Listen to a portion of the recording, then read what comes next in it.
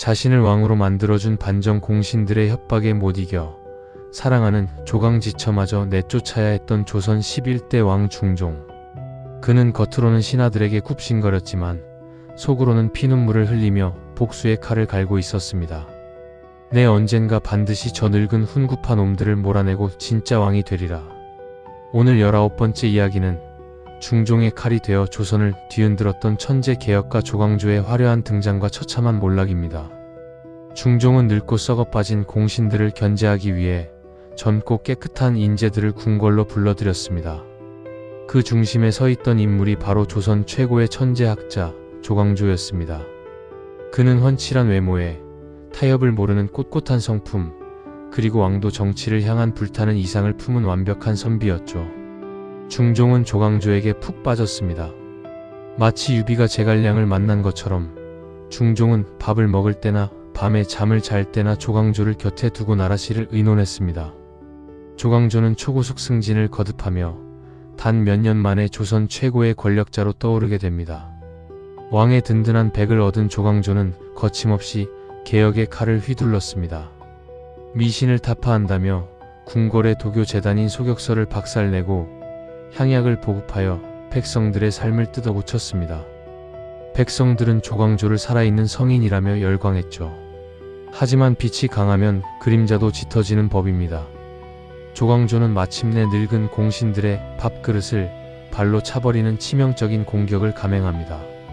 전하, 중종 반정 때 아무 공로도 없이 뇌물로 공신이 된 가짜들을 몰아내고 그들의 땅과 노비를 빼앗아야 하옵니다. 위훈 삭제. 이것은 훈구파 세력의 목숨줄을 끊겠다는 선전포고였습니다. 가짜 공신에서 쫓겨나 재산을 몽땅 빼앗기게 생긴 늙은 대신들은 사시나무 떨듯 분노했습니다. 저 새파랗게 젊은 놈이 우리를 다 죽이려 하는구나. 조광조를 죽이지 않으면 우리가 죽는다. 그들은 은밀히 모여 조광조를 한 방에 보낼 기막힌 음모를 꾸미기 시작합니다. 그들은 궁궐 후원의 뽕나무 잎에 붓으로 달콤한 꿀을 발라 글자를 썼습니다. 주초이왕. 주자와 초자를 합치면 조광조의 성씨인 조자가 됩니다. 즉 조씨가 왕이 된다는 소름 돋는 영모의 글귀였죠. 달콤한 꿀 냄새를 맡고 몰려든 벌레와 애벌레들은 꿀이 발린 곳만 감쪽같이 갉아먹었습니다.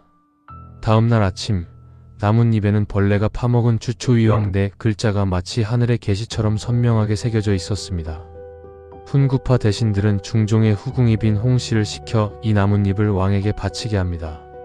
나뭇잎에 새겨진 조광조가 왕이 된다는 글귀를 본 중종의 얼굴은 싸늘하게 굳었습니다. 사실 중종은 겉으로는 조광조를 총애했지만 속으로는 너무 바른 말만 하며 자신을 가르치려 드는 조광조에게 슬슬 지쳐가던 참이었습니다. 게다가 백성들이 왕인 자신보다 조광조를 더 따른다는 사실에 깊은 질투와 두려움을 느끼고 있었죠. 감히 왕인 나를 넘어서려 하다니. 나뭇잎이 조작된 것을 알면서도 중종은 조광조를 버리기로 결심합니다. 어제의 충신이 하루아침에 역적으로 몰리는 순간 궁궐의 문이 굳게 닫히고 끔찍한 피바람이 불어닥칩니다.